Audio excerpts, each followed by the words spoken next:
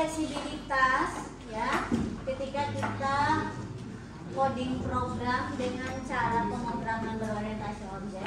Dengan adanya kelas ya, atributnya kan dan prosedur-prosedur yang akan mengakses atribut sudah terkumpul dalam satu kelas yang tadi jam ya. Nah, ketika kita punya lebih dari satu objek yang bertipe kelas yang sama, maka singkat sekali ya, karena kita bisa memanfaatkan semua kode program ya untuk memanipulasi objek yang baru. Contohnya yang si B ya. B tipenya juga jam, udah diinisialisasi di konstruktor jam. Saya tampilkan ya, tinggal panggil prosedur yang sama tadi dengan tulis, lalu menyalinnya bisa sekaligus ya. Satu objek bisa dikopi semua nilai atributnya ke objek yang lain ya, tidak perlu satu-satu seperti kita input atau output langsung ya. Lalu sekarang kita coba tampilkan lagi apakah memang sudah berubah nilainya. Oke, nah nih saya jalankan ya. Hanya tinggal menambah 4 instruksi.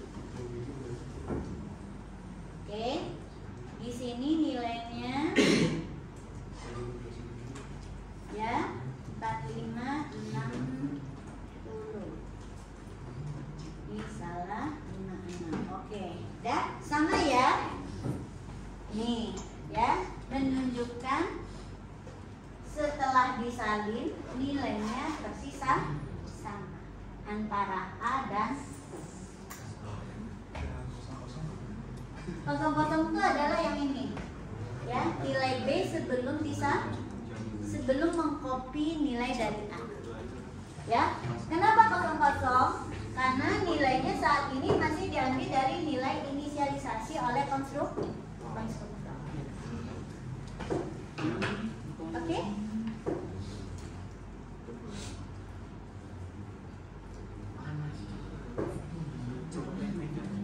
Mau kita lanjutkan? Lanjut ya. Nah, sekarang coba kalian tambahkan. Jadi enak kalau kita nambahin fungsi baru tuh dia udah rapi gitu ya.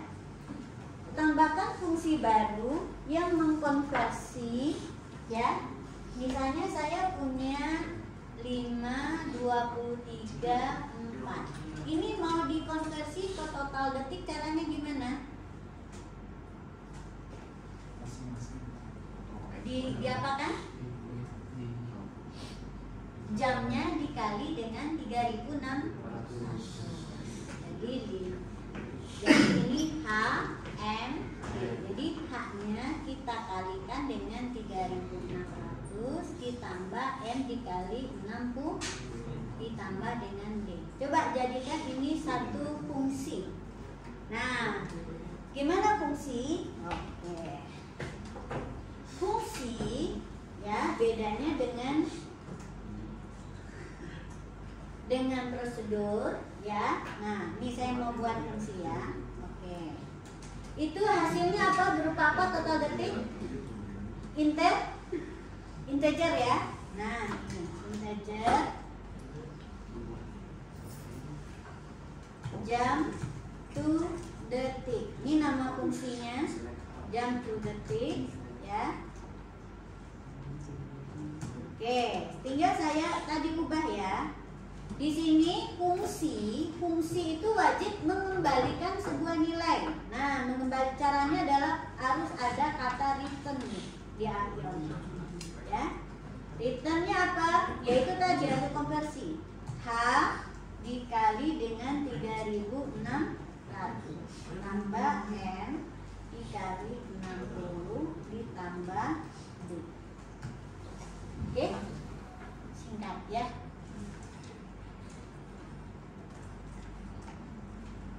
Ini baru pendefinisian. Jadi bedanya fungsi dengan prosedur. Kalau prosedur depannya itu void. Void itu artinya tidak terdefinisi. Jadi nilai yang dikembalikan tidak terdefinisi. Ini adalah bentuk prosedur di C atau Java. Nah, kalau fungsi di sebelah kiri ini adalah tipe dari nilai yang akan dikembalikan oleh polisi. Ya, nih integer. Nah, kebetulan kita akan menggambarkan hasil konversi jam ke detik. H kali 3600 tambah M kali 60 tambah D. Ya. Oke, coba kita tampilan. Misalnya apa nih? Ya, misalnya apa nih? Fungsi ini bisa dimanfaatkan apa? Contohnya adalah untuk menghitung selisih dua buah jam. Ya, bisakah kalian menghitung selisih 5? Ya, misalnya jam masuk dengan jam keluar. Misalnya jam masuknya 5, 2, 3, 4. Jam keluarnya adalah 6, 0, 0, ya, 6, 0, kemudian 5, 9. Oke, gimana coba menghitung selisihnya? Selisihnya susah kan kalau kita kurangkan satu? Lebih bagus kita konversi dua-duanya ke total detik. Nah, coba ya. Berarti kita programnya ini ada di main jam, ya. Oke, ya. Nah, oleh sebab itu si B saya ubah ya, dia tidak menyalin tapi juga di input. Oke, ya. Ini saya kasih pesan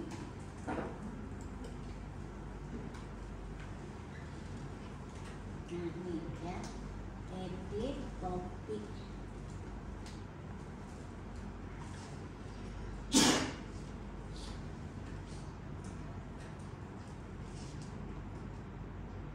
Nah ini misalnya jam masuk. Oke, jam masuk.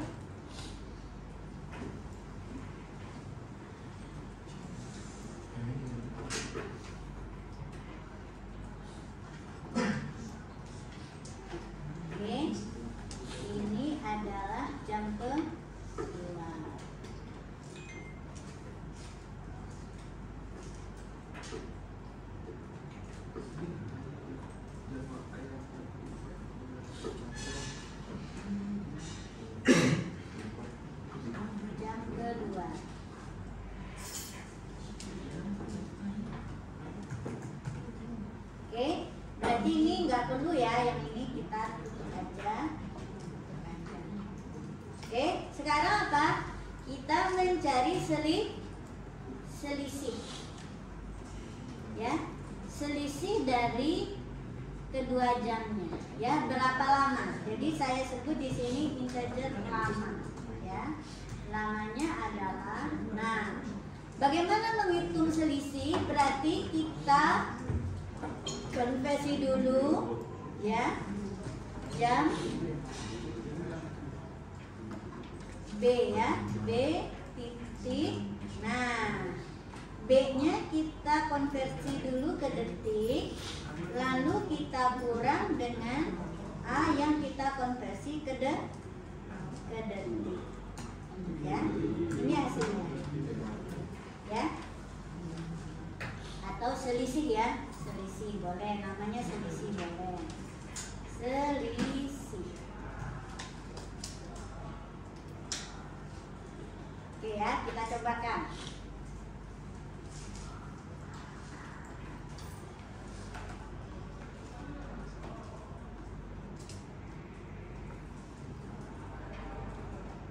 Jam masuk input H 21. Ini 45, ini 0. Lalu jam keluarnya 2,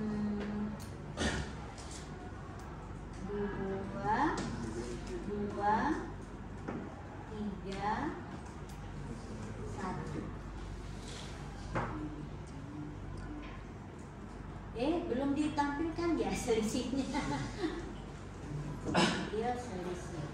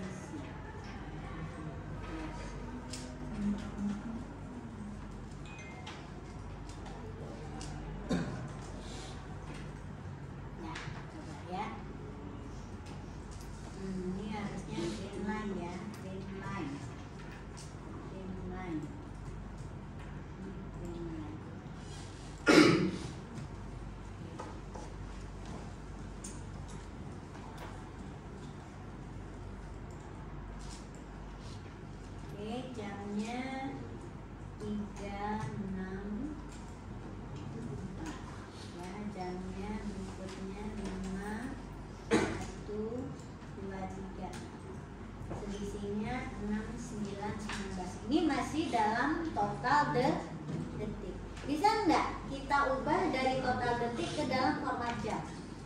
Misalnya 6, 9, 19 itu berapa jam, berapa menit, berapa detik? Coba jadikan caranya. Sekarang kita bikin satu lagi fungsi mengubah total detik ke dalam bentuk format jam, menit, detik. Ya, oke. Kalian buat sekarang kebalikannya. Ubah dari detik ke jam, ya, oke. Gimana kira-kira caranya? Berarti total detiknya, total detik diapakan? Nah, dibagi dengan 3.600. Ini dapat apa? Dapatnya adalah ya kan? Ya. Kemudian sisa H-nya kita dapatkan dari total dimod dengan 3.600. Nah, sekarang menitnya kita dapatkan dari apa? Sisa H dibagi dengan 3.600. Dibagi 60. Ya, dibagi 60. Ya. Lalu D-nya kita dapatkan dari modnya.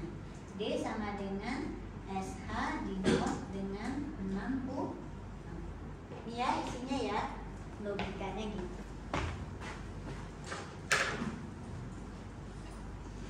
Nah, sekarang total detiknya ini harus kita lewatkan sebagai parameter karena dia bukan atribut. Jadikan dia parameter.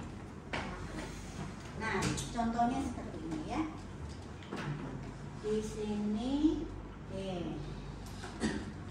jam to detik. Saya bikin prosedur fungsi baru ya. Fungsi ini kan tadinya ingin apa? Mengembalikan sebuah jam. Oke? Jam. Jadi tipe di sebelah kirinya adalah jam. Sekarang dia mengkonversi detik to jam. Ya. Oke. Kita buat prosedurnya. Ya. Kata saya di sini kita perlu parameter D di sana ya. Di mana D ini tipenya integer. Oke. Ya. Bukan D ya, total D. TD aja, total detik. Oke. Terus dia harus return ya. Kenapa masih darah? Karena dia harus return. Ya. Return.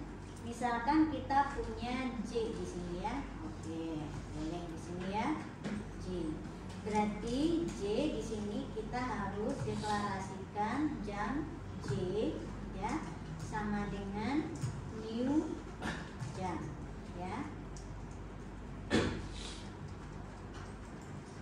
Oke, kita butuh variabel lokal namanya J. Ini contoh variabel lokal ya.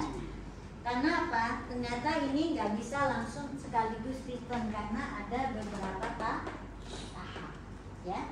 Oke, ada beberapa bagian yang harus dihitung. Jadi terpaksa kita prosedurnya fungsinya ini lumayan agak panjang gitu ya. Nggak seperti yang jam to detik satu baris jadi bisa langsung di return.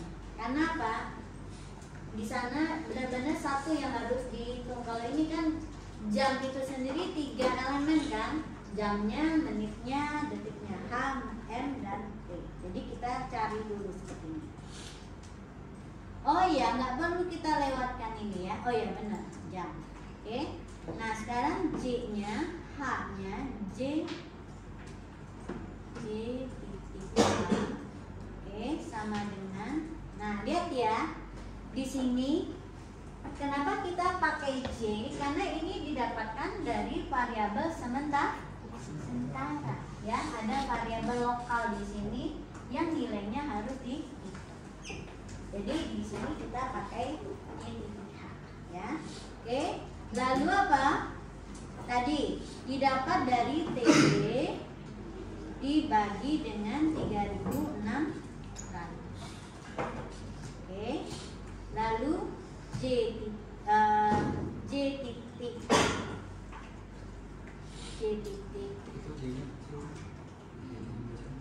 J-nya besar misalnya.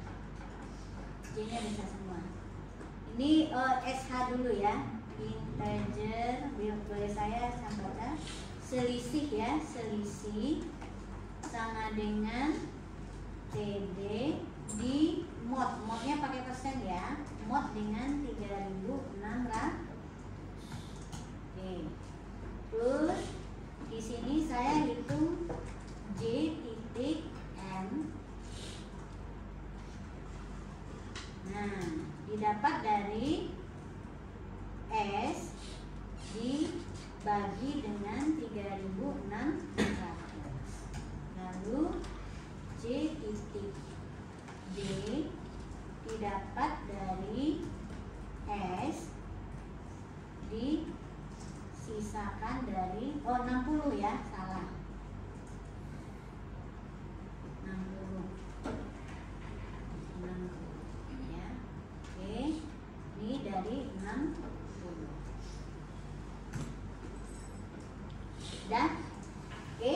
Nah, dapat ya.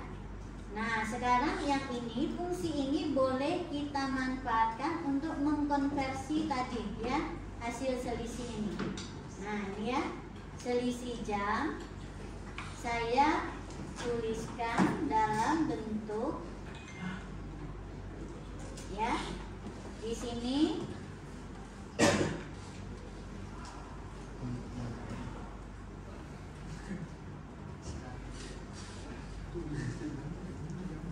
jam sama dengan ya.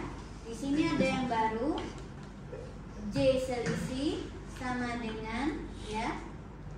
Saya panggil dari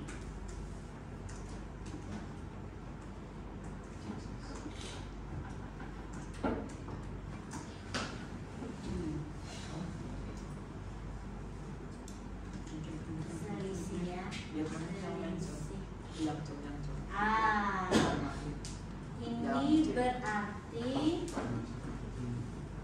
nah di sini letaknya kita ini berarti prosedurnya static ya. Kalau bisa sih nggak apa-apa. Oke, detik 1 jam. Coba saya ingat dulu langsung. Detik 1 jam bisa nggak?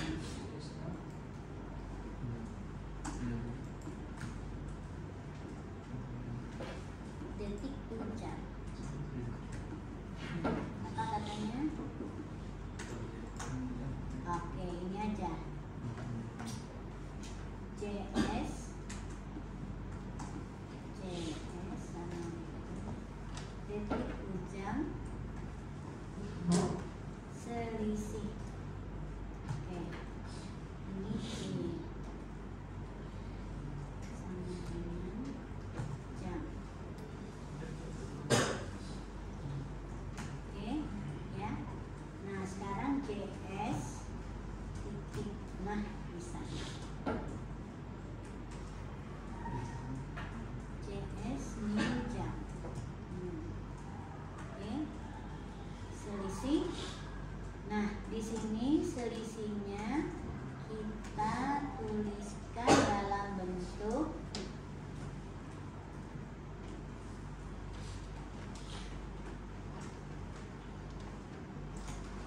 nih, kita tinggal panggil JS titik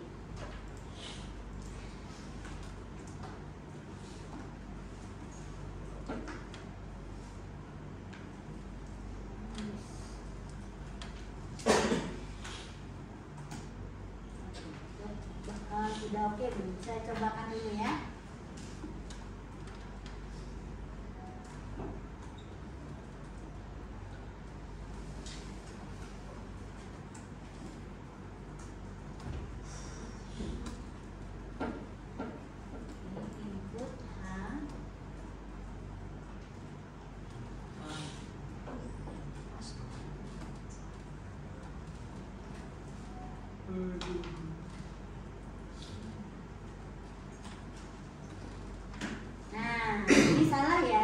Berarti tadi saya salah.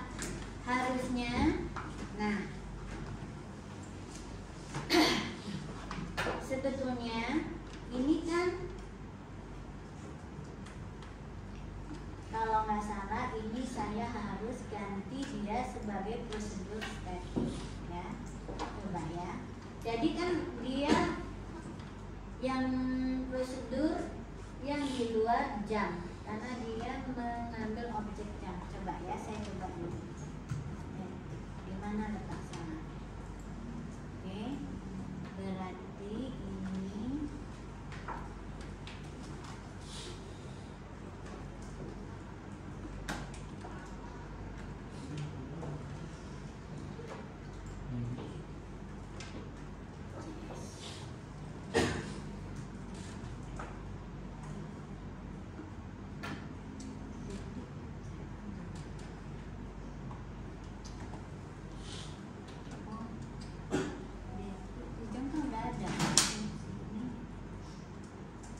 jam itu detik, detik itu jam.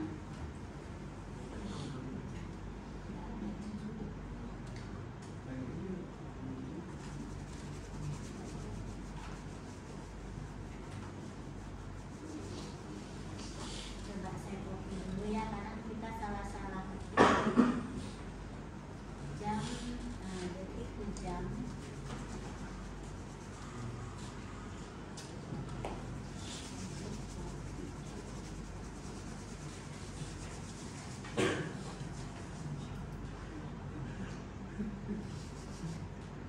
Sama ya, detik itu jam.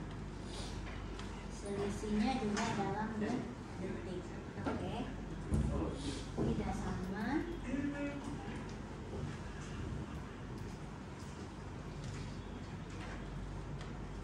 Nah ini nih, sebenarnya kita bungkus-bungkus ini bagaimana membentuk fungsi dalam prosedur tersebut. Di sini kenapa salah ya?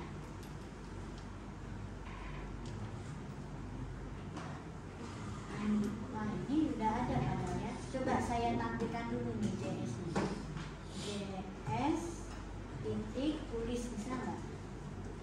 Oke, kita tulis dulu. Oke ya, ini saya tutup dulu aja nih, ya. Kan tadi harusnya kita bisa menyalin kan? Ini maksudnya adalah menyalin tadi. Oke, apa-apa JS tadi udah buka. Saya coba dulu.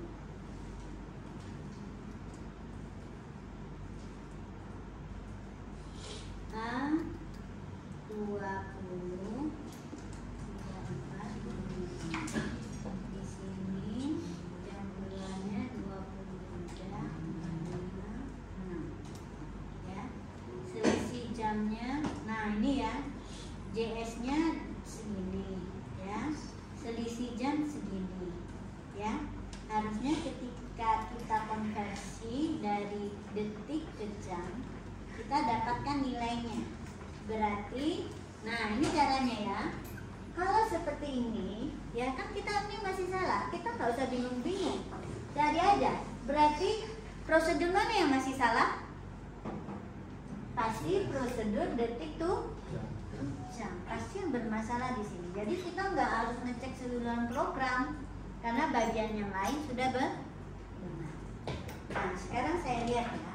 Apakah ada yang keliru dengan prosedur detik tuh jam ini? Ya. Ini, nah bisa kita coba tulis di sini dulu ya. Oke, kita coba tulis J titik tulis. Nah, benar nggak di sini hasilnya udah benar ya? Oke, kita coba ngecek di sini. Kalau di dalam prosedurnya benar, berarti ada yang keliru saat kita memanggil fungsi tersebut. Nah, saya masukkan ya 20 4 5. Kemudian di sini 22 3 4. Nah, ya. Input. Oke. Ini jamnya 22.34, selisih jam. Oke, ini udah hampir belum ya? Di sini. Oh, belum pernah dipanggil ya? Belum pernah dipanggil. Oh ya, belum pernah dipanggil soalnya. Oke, saya panggil lagi ya. Dari sini kan tadi ditutup. Oke, saya buka lagi ya. Nah, tapi Mas Ali di sini salah. Oke, ini.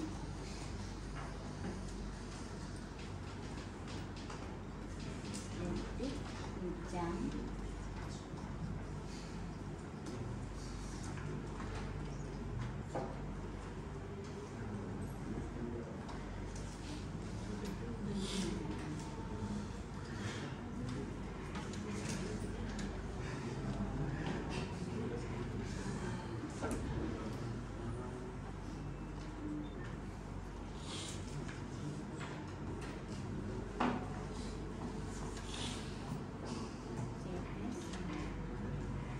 Kenapa nggak mau ya?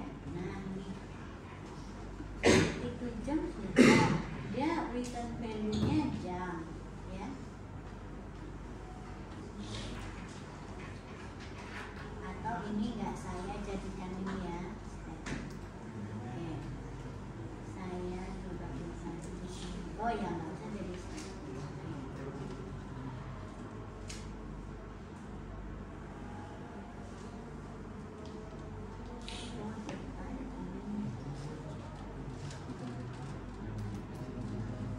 Apa yang salah di sini ya?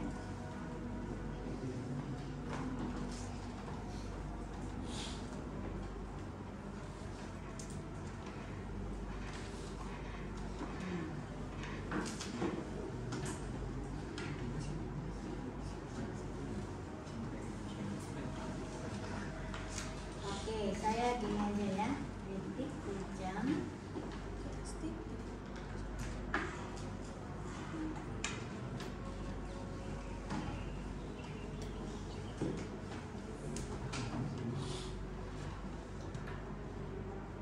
Kalau kita jadikan dia void,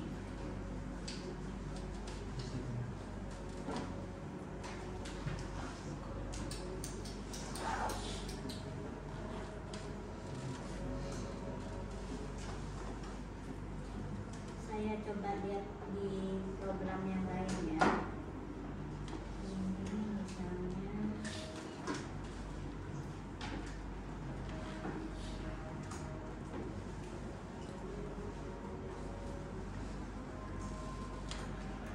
nah ini ada contoh static ya. Saya menjumlahkan matriks static void. Tapi memang belum ada contoh. Saya coba statiknya yang untuk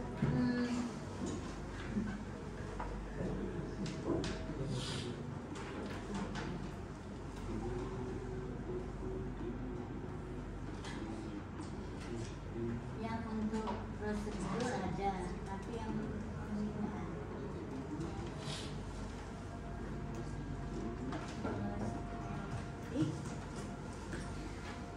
Static to jam return reject.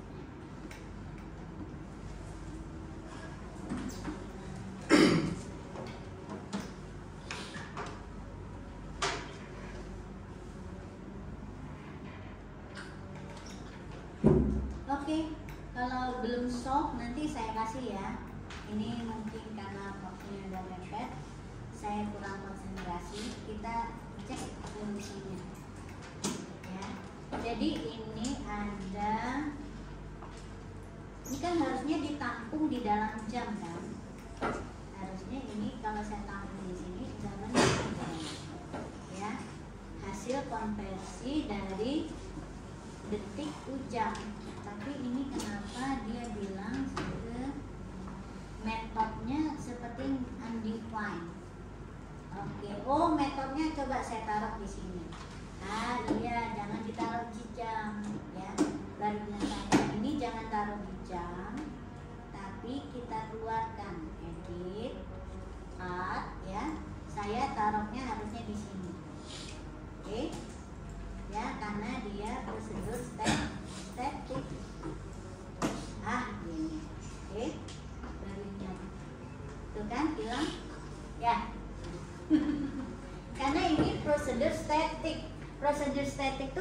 milik kelas jamnya itu, ya. Jadi taruh di yang publik di sini.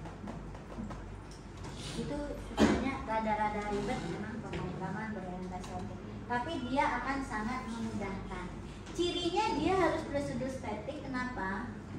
Karena kita mengembalikan jam, ya, tidak mengakses. Nah, jadi solve ya. Sekarang saya coba run. Ini bisa juga kita gunakan untuk memproses lebih dari satu objek jam, ya. Satu objek yang sama, ya, kita manipulasi itu biasanya kita harus manfaatkan prosedur yang kategorinya statik.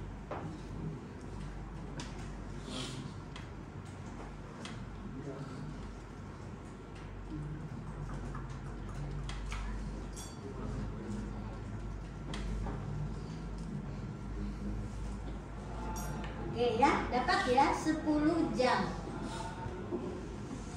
Ya, mudah-mudahan sih benar. Coba aja. Oh ya benar, kalau selisihnya 3.600 ya sekian, ya. Coba lihat dulu enggak ini 10 jam.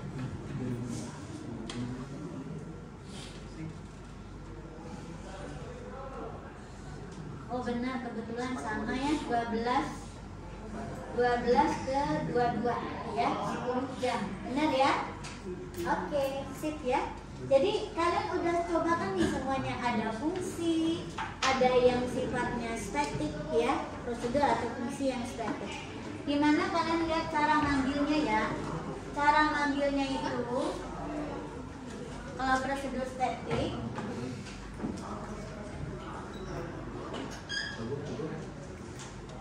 prosedur statik ini manggilnya tidak melalui variabel objek, tapi langsung nama prosedurnya. Itu adalah gaya fungsi yang pada pemrograman tradisional, ya, tidak pemanggilan melalui objek, karena di dulu itu nggak ada yang objek sudah, ya. Oke, silakan di screenshot. Saya coba kecilkan dulu biar dapat semua. Jadi ini mulai dari jamnya ya. Oke. Jamnya ini. Ya. Oke, ininya dulu. Nah, paketnya sekalian. Ya. Oke, jadi jangan lupa paketnya, nama paket itu sama dengan nama paket di directory, ya. Oke, jamnya sudah. Sekarang ke main jamnya. Oke, main jamnya kayaknya harus 2 kali ya nih, pokoknya 2. Oke, 1. Oke, atau saya ringkas dulu ya, saya naikin dulu nih. Mudah-mudahan bisa 1 kali potret. Oke, ini saya hapus.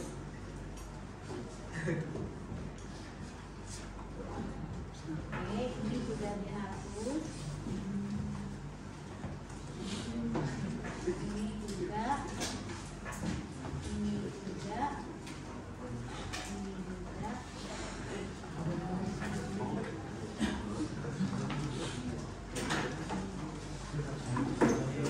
Oke, 1 kali foto. Nah, kalian latihan ya. Untuk soal yang ada di UTS, apa yang cukup besar? Karyawan atau perhitungan nilai? Nah, coba kalian belajar membungkus seperti ini ya.